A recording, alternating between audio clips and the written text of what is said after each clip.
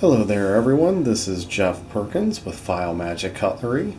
Tonight I will be doing a review on two that I just anodized. These are the ZT0450s. This is a zero tolerance Dmitry Sinkovich collaboration. He is a Russian maker, and they do have a number of different models out that he's collaborated on. There's a bigger model that has the carbon fiber on the one side and titanium on the other. That's, I believe, the ZT0452. Haven't had the pleasure of getting one of those in quite yet, but they are on back order. I did get these two in, and of course I had to jump right in and start doing some anodizing. The purple one's going to go up on eBay tonight. The blue one I want to do a little bit more tweaking on before I get it up there. They are very nice little knives. Both of them have solid titanium handles on both sides. The blades on these are S35VN. These are definitely a little bit smaller in the world of ZT as far as overall size.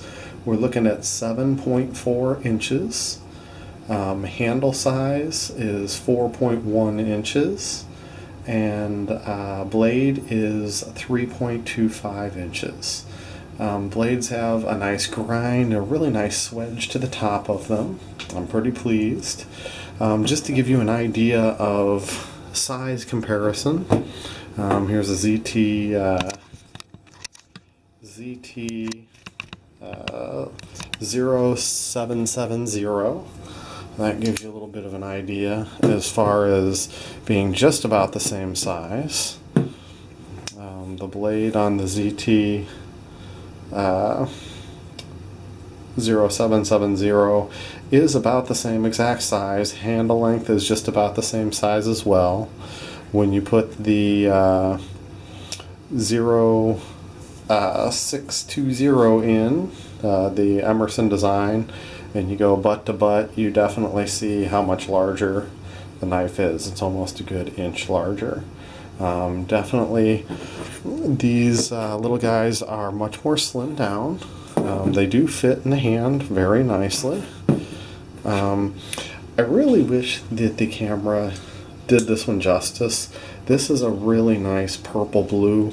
It's much more purple in person than the camera's given it. It does have two nice little red spacers in there that have divots. Your deep carry pocket clip. It is a frame lock again with your steel lock bar insert. Those little spots are just where there's a little bit of oil, so there's nothing wrong with the finish on these things. They turned out very, very nicely. Action on these is everything you'd expect from ZT. It's got the KVT bearing system. Detent's real nice. The one thing I did notice as I'm playing with these, especially without the pocket clip on, I did a little flipping before I put them all back together. If you're holding it and you flip it without that pocket clip on there, you tend to put a little bit of pressure on that lock bar, making it real hard to open. So even with the pocket clip, every once in a while you'll have a little bit of an issue. My first two flips were a little rough with it, but once I got it down, I mean, these things open like lightning. Again, overall quality is great. Everything locks up nice and tight. Lock bar is coming in probably right about 30 to 40%. Nice and tight. No stick because we've got that steel insert in there. The pocket clip is one of their deep carry clips. So it is stainless steel as well as all of the rest of the hardware being stainless steel on it. This one is serial number 650, and it's got all the standard ZT logos, the S35VN, and all that good stuff in there. It's got a nice swedge to the top of the blade. For as narrow a knife it is, it still has a good solid blade on it. It feels very solid in the hand. Holding it doesn't stick out much. I mean, it's right there to the edge. The jimping grabs your thumb a decent amount, so that is the only place that you've got jimping on it. Here's the blue one. This one, there you go, there's that finger in the way. Well, actually this one I've got to finish up on. I kind of jumped the gun, didn't have it quite done. I got to get a little oil in there and probably loosen that pivot up just a little bit. This one is much more of a blue. Unfortunately, you can see those two little tiny specks in the center of it. I'm probably going to have to re-anodize it to make sure everything turns out right. Had a little bit of a rust spot there too. So I was so excited to get it done that I kind of jumped the gun and didn't finish it up quite the way I should have. So I'll have to take this one back apart and do a little bit more work on it.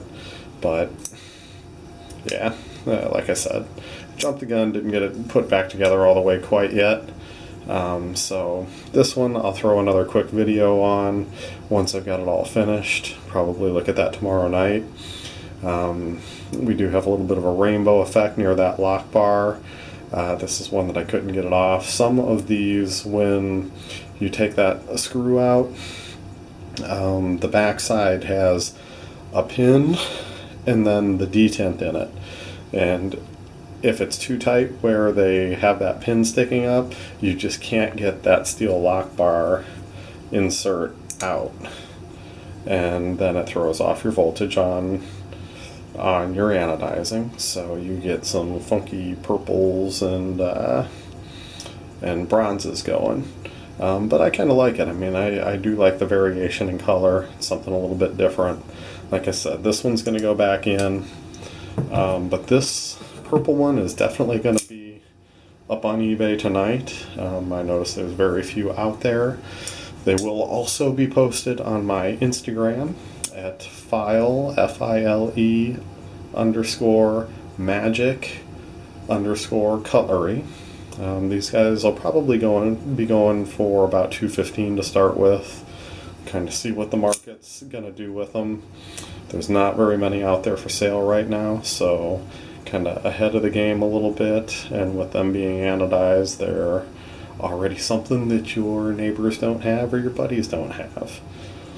Well, thank you very much for tuning in tonight. Hope you enjoyed the video, and I look forward to making another one for you. Have a good one.